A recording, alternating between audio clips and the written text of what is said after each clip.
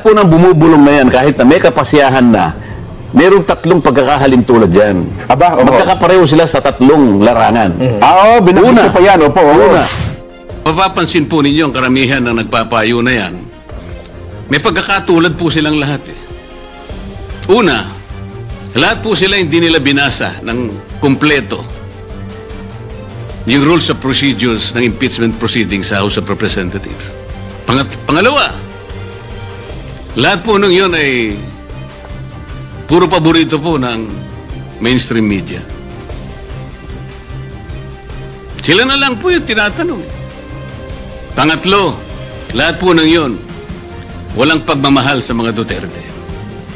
Ngayon, kung yung kalipunan po ng mga tao na yun, ng karamihan po sila, sa kanila ay nagsasabi, sila po yung mga legal luminaries. Tingin ko po sa kanila, yung iba ay legal mercenaries, Sir President. With all due respect to the word.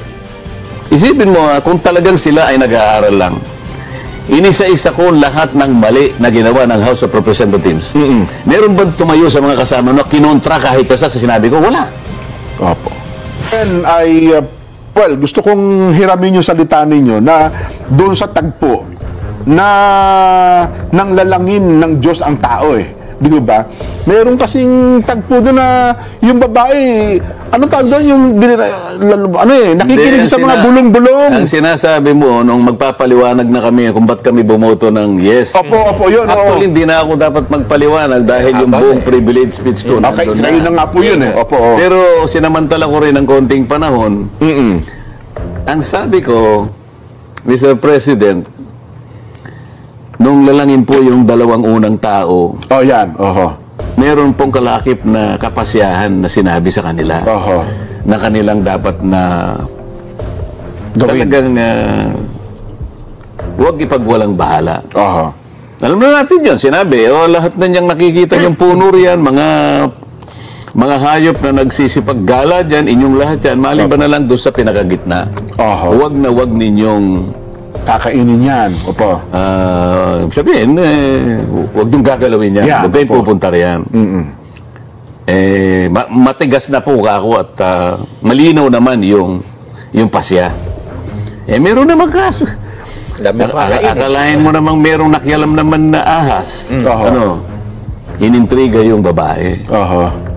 Yung babae naman, napaniwala. Yan, parang yung nangyayari. May pasya na yung Korte Suprema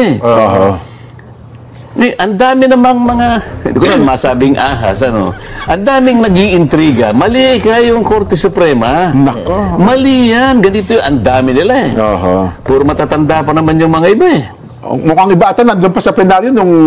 kung sa bagay, meron din talata sa Biblia. Yung matandang ahas, sabi. Nako. Ano yung gusto ko sabihin doon?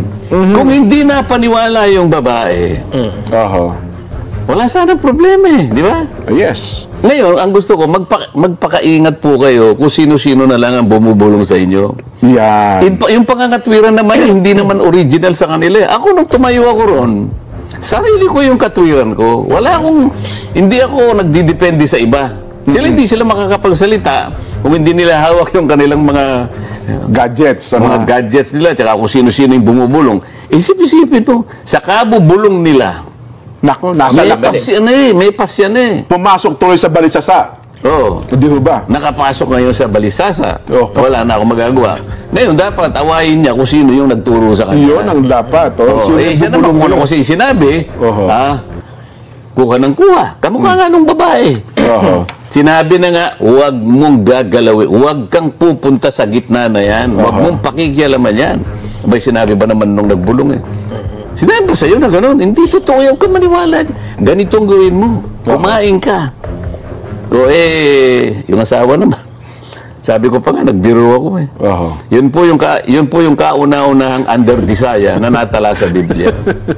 Sumunod Tumawa pala yung ganun, susunod. Bahala kayo. Ang daming bulong ng bulong. Ayan. Yung mga yun, matatanda. Matatanda kasi na talagang... Yan naman, binigyan din natin ng paliwanag. Lahat po ng bumubulong na yan, kahit na may kapasyahan na, merong 3 pagkakahalintulad dyan. Aba, oo. Magkakapareho sila sa 3 larangan. Binanggit ko pa yan, opo. Una, magkakapareho sila eh. Oo. Yung una, hindi nila ni-review, hindi kailanman nila binasa ng masinsinan yung rules of procedure in impeachment proceedings ng House of Representatives. Kasi kung nabasa nila yon, hindi sila bubulong ng ganon. Opo. Hindi nila imamali yung mga tao na kasama ko ron. Pangalawa, ito pa isang pagkakatulad nila. Sila'y paborito ng mainstream media. Suki lagi yung mga yan. Tama kayo. Oo. Pangatlo, wala silang pagmamahal sa mga Duterte. Di ba? Ganun silang lahat eh. Kontra Duterte nga. Ganun. Wala namang yung merong magbubulong sa kanila na ako, basta't ako yung objective ako. Ako, balanse ako magtuturo sa'yo. Balanse ako magpapayo sa'yo. Wala. Nando sila sa 3 yun. Makikilala mo silang lahat. Isipin mo, kung talagang sila ay nag-aaral lang, inisa-isa ko lahat ng mali na ginawa ng House of Representatives. Meron ba tumayo sa mga kasama na kinontra kahit isa sa sinabi ko? Wala. Opo. So, ibig sabihin, hindi sila kumontra sa mga sinabi ko na puro kamalian. Bakit ang sinasabi nila ngayon? Nagkamali ang Korte Suprema? Ang nagpasya, ang nagkamali daw, hindi yung mga naghanda. Dapat sana ako, kahit paano, merong inaasahan ko noon, may mga tatayo doon, isa, 2 hanggang 3, o kaya gusto nilang tumayo lahat. Kontrahin nila yung sinabi ko. Wala silang walang kinontra kahit isa. Halimbawa, sinabi ko, yung pong impeachment complaint, nakalimutan po nilang lagyan ng verification. Walang kumontra. Sa tuntunin namin, dismiss yun eh. Bakit hindi man lang nakita ng ano? Kung halimbawa, natuloy ang impeachment din. Opo. Natuloy kunwari. Yung unang araw pa lang, ipo-point out ko na eh. Pati-dismiss ko kaagad yun. Walang verification. Walang verification. Di tapos na kami. Isang araw lang, tapos na eh. Balikan nyo ka ako yung rules natin. Anong sinasabi dyan? Pagka walang verification, sabi niya, it will be treated as a mere scrap of paper. Pang-uusapan pa ba natin ito? Hindi na. Motion to dismiss. Ayun na, magbobotohan na. Pero pwede nang gamitin yung motion to dismiss kasi impeachment court na yun. Pero doon sa di ba, mayroong binabanggit kahapon, nasa pasa daw po ito ng Korte Suprema, parang, ano ginamit yung termino, parang inaalis nila lang kapangyarihan ng mababang kapulungan na sila ang maghain ng impeachment. Para daw pinahirap natin ang impeachment process kung susundin ang naging kautusan ito ng Korte Suprema. Ang sinasabi dyan ng mga retired. Yung mga bumubulong yun. Yan, Yun yung mga matatandang bumubulong doon sa babae. Yes. Yan ang pinakikinggan nilang gano'n. Bulong ng bulong. Pakinig naman yun. Hindi totoo yun. Naglatag ng bagong parang technically parang inamend nila eh. Naglatag ng mga bagong patakaran. So, hindi daw dapat ipatupad dahil hindi naman retroactive. Kasi nga, makikinig ka sa mga bumubulong sa'yo. Akala mo naman totoo yung ibinulong. Nasa sa inyo yun. Paano hindi sasabihin ng Korte Suprema yun? Hindi nga nila sinundan yung yung aming rules eh. Ano sinasabi sa rules? Lahat ng impeachment complaint na ipapile, 3 steps eh. Una, i-repair mo kaagad sa opisina ng speaker. Opo. Yung kauna-unahan pa lang, kung totoo yun December 2. Immediately. Hindi niya immediately i-repair. Inamin nila yung unang 3 na kanilang ipinail na impeachment complaints, ni-repair ng Secretary General sa opisina ng speaker, mahigit 2 buwan nang nakararaan. Immediate ba yun? Hindi.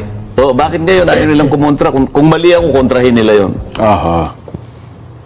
Pangalawa, pagka-repair mo sa opisina ng speaker, i-include mo, sabi niya sa rule namin, sa order of business. Yun. Aba, ang yayabang. Noon pong February 5 kanya, yung 4 na impeachment complaints in-include namin sa order of business. Dala-dala ko po ako, Mr. President, ang kopya ng Order of Business. Wala doon. At bibigyan ko ng kopya yung Secretary ng Senado. At dito po, lahat ay lahat ng gustong examinin ito, ay malaya po silang i-examine nila po itong dokumentong ito. Wala po ritong naka-include alinman doon sa 4 na impeachment complaints. Ito po, hawak ko po yung kopya. Bakit wala man lang isang pumunta sa akin? Tingnan ko nga. Wala. Alam nila talaga hindi na-include eh. Sabi ko sa kanila, nagsinungaling na naman ang House of Representatives sa pamamagitan ng Solicitor General. Ang ipinakita niya hindi yung Order of Business, ang ipinakita niya yung journal. Iba po yung journal, iba yung Order of Business. Paano sila makikipagdebate sa akin? Kabisado ko yun dahil naging Senior Deputy Majority Leader ako. Tama po. Kayo Kaya automatic sinasabi ko doon sa mga bulong ng bulong, lalo na yung matatandang bulongero, hindi man lang nila tiningnan yung rules ng House of Representatives. O ito pa yung pinakamahirap. Pagkatapos na ito'y ma-include mo, kunyari na-include hindi nga na-include. Kunwari lang, aminin natin na-include. Within 3 session days thereafter, i-repair mo sa Committee on Justice. Tanong, meron bang ni-repair sa Committee on Justice? Wala. Puro violation eh. Ngayon, ikakatwira nila. Hindi kasi, pinirmahan kasi ng more than 1/3. Basahin mo yung rule natin.